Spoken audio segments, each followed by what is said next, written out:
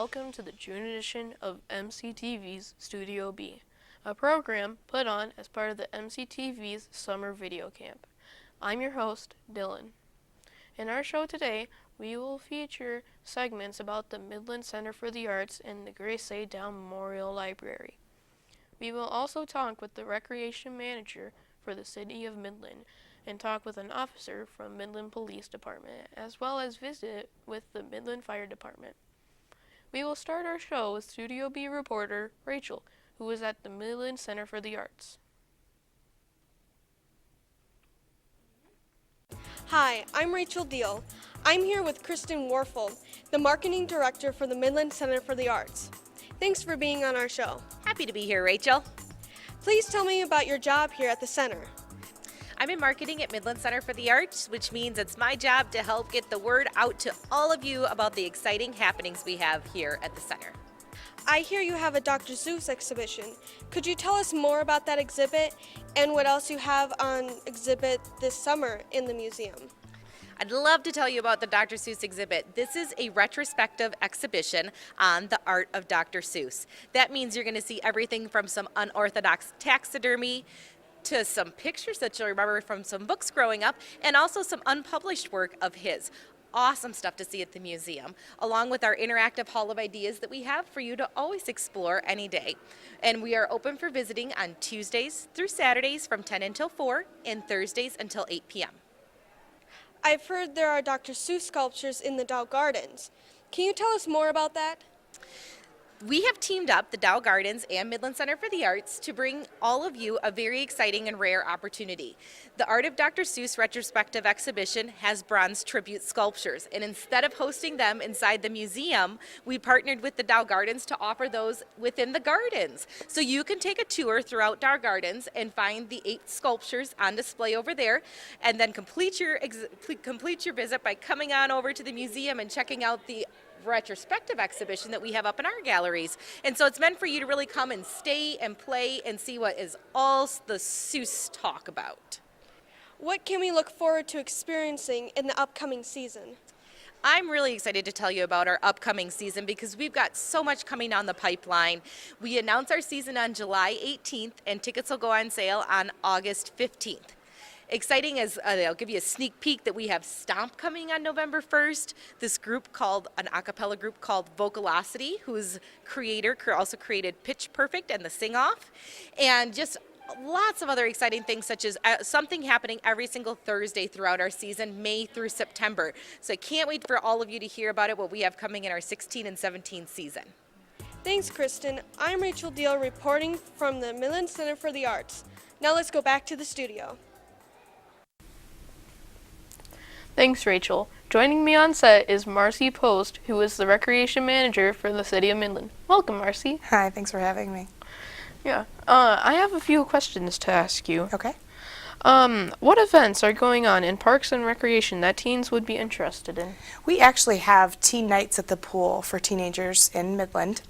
These happen in July, so they happen on July 7th, the 14th, and the 21st, and it's a great opportunity for teenagers, whether being in middle school or high school.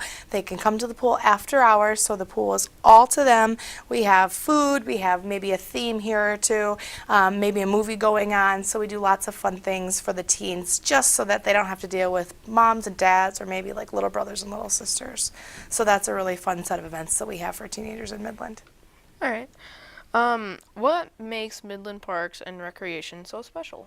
I think what makes us so special is that we have so many different things in Midland.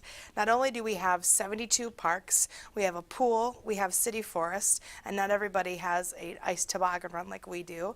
We've got dog parks, we've got spray parks, BMX track, disc golf.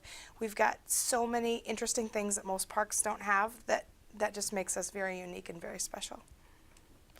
And my last question is, what kinds of employment opportunities are available for teenagers in your department? We actually hire kids as young as 15 in Parks and Recreation. Most other departments start at 18, but because lifeguards can be 15 years of age or older, we do hire 15-year-old lifeguards and also folks to work the front desk at the pool. Every year we have 3 young staff members that work the front taking tickets and paying for general admission. So if kiddos want to go ahead and get their lifeguarding certifications, they can work for us as young as 15. All right. Well, thanks, Marcy, for being on our show. We now go to studio reporter Jonah, who is with members of the Midland Fire Department.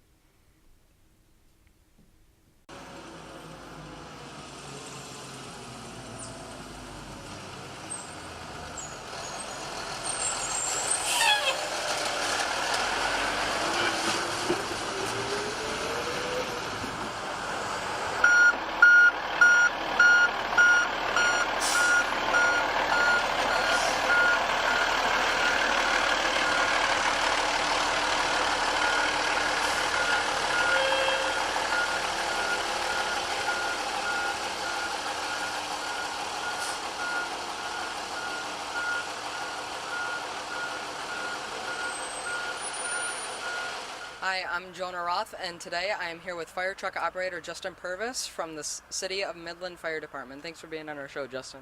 No problem, it's my pleasure. Why did you want to become a firefighter in the first place? Well, my father, Rich Purvis, was actually a City of Midland firefighter, and I grew up seeing the enjoyment that the job brought him, and how he enjoyed, working with the public and the camaraderie that he got to enjoy with the other firefighters on the department. So what kind of schooling did you guys have to go through to become a firefighter? You need to have good mechanical aptitude, good problem-solving abilities. You need to be good with people, and you need to be able to remain calm under stressful situations. What is the most important thing that families can do to reduce the risk of fires in their homes? Probably the best thing a family could do would be to have functional smoke detectors in their homes. You want to have at least one smoke detector present for each bedroom in the house, and you want to have at least one smoke detector for each floor of the house. And then you have to be diligent with changing the batteries at least once a year. All right, do you think you could show us a couple of features on this fire truck? I've got some co-workers here that would be happy to do that for you. All right. Okay. All right, I am here with Max Copland, firefighter, and he's going to take us through of some of the tools that they use. All right. First of all, we've got flathead axe. We use it for breaking through doors, cutting holes in the roof, basically helping us getting into a house if it's locked through any types of doors. And then also, we've got Halligan bar. Halligan has a few different things going for it. It's got a pike, it's got an adze, a flat end, and it's got two forks. And this is what we primarily use for forcing our way through a door if we have to. We also use it on car accidents if we have to get into the vehicle as well. So these are two of the primary tools that we use on a day-to-day basis. All right, we are here with Lieutenant Bob Baker, and he's going to show us some stuff about this fire truck. Hi. This is our vehicle extrication equipment that we carry on our engine. This here is our power unit, which we use to power up our equipment. This here is our cutters, which we use to cut metal. And this here is our spreaders, which we use to spread metal. And we use these tools if needed when someone is trapped inside of a vehicle. All right, thank you, Bob, and thank you to all of our firefighters. I'm Jonah, and back to the studio.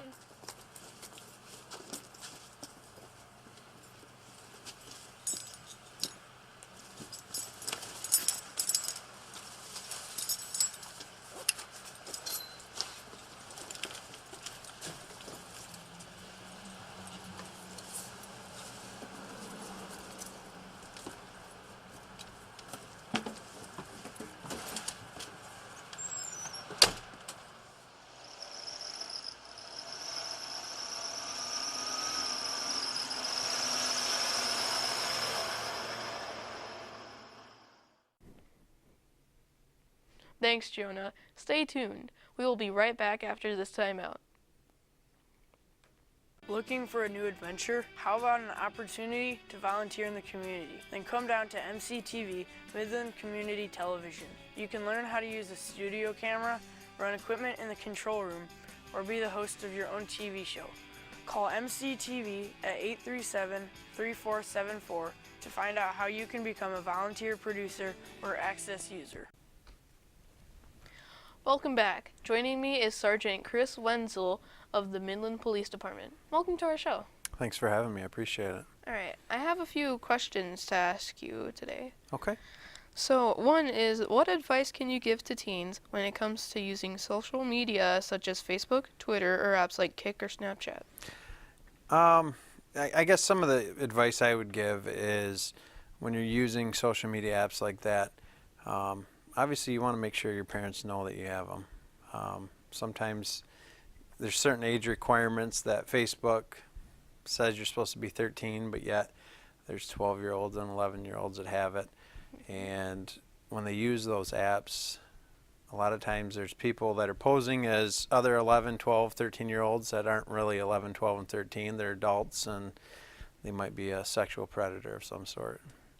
All right. What should kids do if they are being bullied on the internet? One of the recommendations that I recommend to teens is don't respond. If it's somebody that you don't know and they're harassing you, you can always block them or notify Facebook, and keep their parents informed would be probably the best thing you can do, is let your parents know. If it's somebody that you go to school with, obviously let your parents know, and they can reach out to the school administration if it leaks over into school. All right.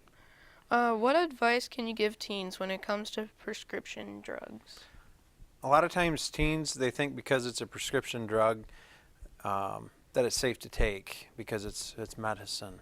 But if it's not prescribed to you, obviously you shouldn't take any sort of prescription pills whatsoever that aren't prescribed specifically to you. All right. Our last question is, how might teens be able to get out of bad situations where they know it's wrong for them to be part of?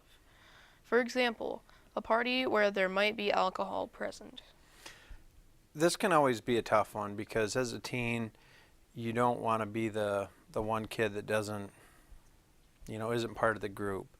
But what I always suggest is if you know that you're in a situation that you don't feel comfortable, you can so easily, if you have a cell phone, just say, oh, I got to go, my parents just called me, and come up with an excuse to leave the situation. And then, I would let your parents know the situation that you were just left, basically. All right. Well, thanks, Officer Wenzel, for appearing on our show. We now go to Studio B, Jack, who is going to take us on a tour of the Grace A. Dow Memorial Library. Hi everyone, I'm Jack Erickson with the MCTV Summer Video Camp. Today I'm with the Library Director, Melissa Barnard, and today we're going to start in the lobby. So Melissa, who can sign up for a library card and how do you get one? Well, welcome to the library. It is really easy to get a library card. Once you have a card, you have access to lots of things in the library. So anyone who lives within our service area can get a card for free. That includes the City of Midland and the townships in Midland County that contract for library services. And it's easy to sign up. You come in, you fill out an application. If you're an adult, we're going to need to see a driver's license with your current address. If you're a minor, bring your parent with you because they have to sign for you. So does that sound easy? Yeah, it sounds very easy. So Melissa, how does the self-checkout system work? Well, we've had self-checkout for about 2 years now, and more of our patrons are finding out how convenient. So once you have your library card, step over to a station. We're going to scan our card, and you'll see your name will come up. You place your books right on that blue pad. They are now all checked out. Now we're going to get a receipt. So we're going to press the summary. We see our books, press receipt. Now we're going to print our receipt, and we're done. Wow, that was really easy. Now let's head to the teen spot. This looks like a great spot to study or hang out with friends. I see you have lots of books just for teens around. What kind of programs do you have for teens? Well, when you see all these books around here, then we select something and make it for our book discussion group, so we invite teens to come and talk about books that they've read.